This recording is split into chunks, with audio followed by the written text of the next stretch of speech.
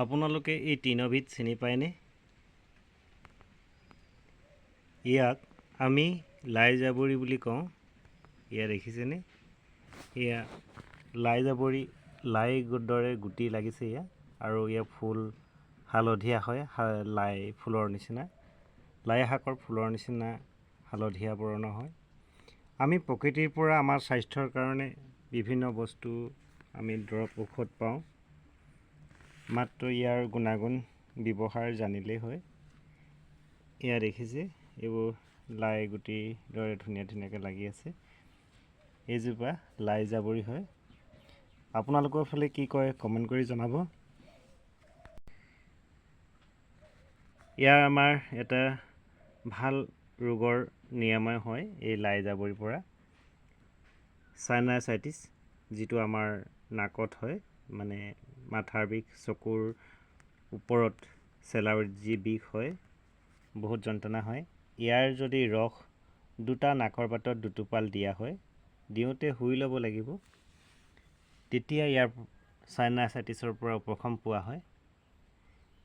কিন্তু ইয়াৰ এটা কথা লক্ষ্য ৰাখিব, ইয়াৰ অলপ জাল হয়, জাল ধৰে, জ্বলা হয়। হ'লেও মানে আপোনাৰ মূৰৰ যিটো বিষ হৈ থাকে, এই বিষ হোৱাতকৈ আপুনি যি বিষ হ'ব সেই বিষতকৈ বহুত গুণেই কম, আৰু আপুনি স্থায়ীভাৱে উপশম পাব এই লাই জাবৰি ৰস লগালে। দুটোপাল চেকনিৰে চাকি ল'ব। ডপাৰ হ'লে ভাল, ডপাৰে দুপাল দি দিব।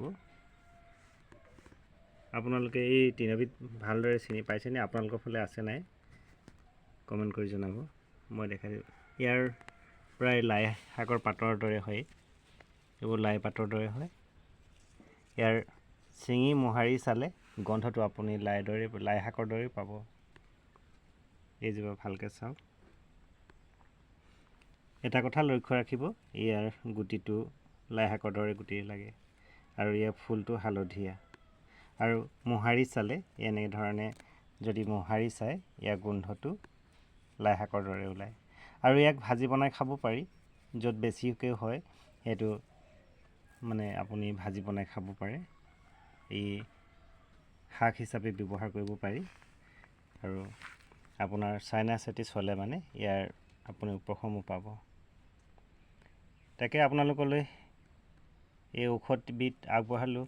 ভিডিঅ'টো চাই কেনেকুৱা পায় কমেণ্ট কৰি জনাবলৈ নাপাহৰিব। ভাল পালে লাইক এটা কৰিব, শ্বেয়াৰ কৰিব, চেনেলটো ছাবস্ক্ৰাইব কৰি মোক উৎসাহিত কৰিব বুলি আশা ৰাখিলোঁ।